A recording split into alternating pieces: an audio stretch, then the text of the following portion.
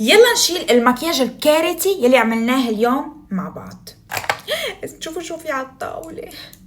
اول شي لازم طبعا انه نشيل كل الميك اب.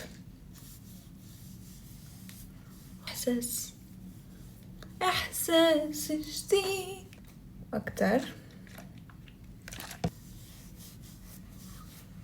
وهلا بنغير الميك اب ريموفر لا بس هيدا المي. اول شي كان مي وزيت، هلا بس مي، ونرجع نشيل.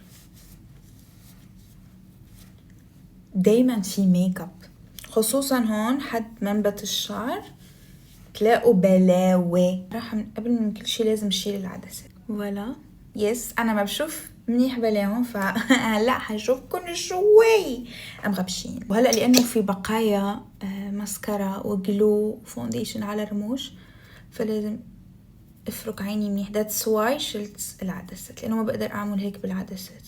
واللي بس مي and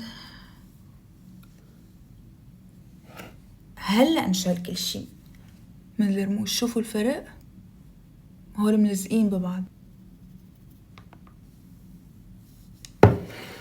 نوقف هون؟ اكيد لا. حنبخ شوية مي غسول.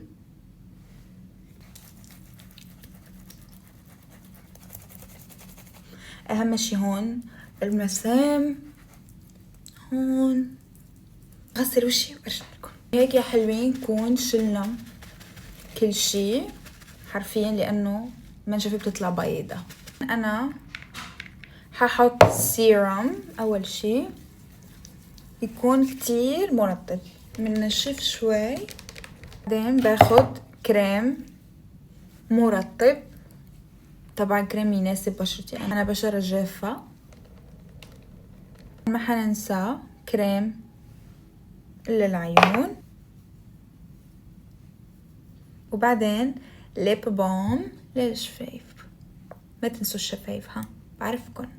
فوالا بهيك حلوين خلصنا الروتين تبعنا، اني اشيل المكياج المجنون اللي بعمل ورطب بشرتي وتضلها ما شاء الله جلوي وحلوة.